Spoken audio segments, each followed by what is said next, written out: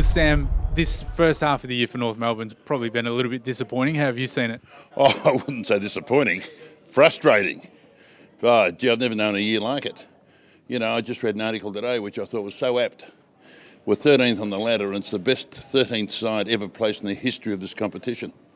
So I think that just about sums it up when you consider, well, we've lost 4 games by 1, 2, 3 and 4 points respectively, and our other losses outside of one hasn't been that bad. From a player point of view, going back to your day, how do you advise the players to, get themselves up for the second half of the season? Well, look, I don't think there's any set formula in that regard. I think the player, the contemporary player of today, realises that he's a full-time professional. So getting yourself up from week to week is just the norm. In our day it was a little bit different because we were sort of part-time-ish more, but still the lure of and the attraction of playing league football, it took you to a different level, and you automatically got yourself up, particularly the big games.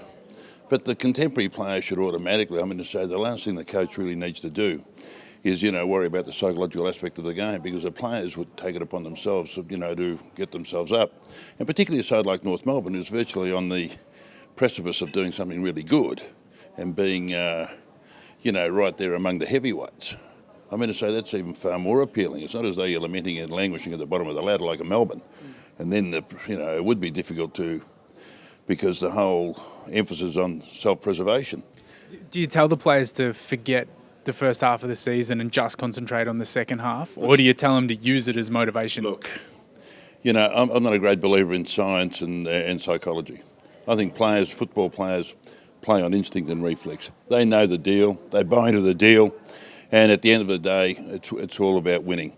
Sure, they'd be mindful of what's transpired, but at the end of the day, they realise not all is lost. They're very, very good. They must be doing something very well to be in the predicament that they are and be thought of as highly as they are. So you only need to tweak a couple of things to get them back on track. And I don't think it's all psychological. That's a fact. You don't go out there and obliterate sides and get 5 or 6 or 7 goals in front and then almost wait for them to catch up and get beaten on the line. I think it's more about the way we play. We played most of our games. If you analyse most of our games, when we're doing well and we're winning, we invariably go through the corridor. And we always centre the ball. Then when we get 5 or 6 in front, we try to defend it. We fall back in our shell instead of trying to get 7 or 8 or 9 in front, which we're capable of doing. So there may be something there that, that suggests that, we don't want to be too good, but we want to be good.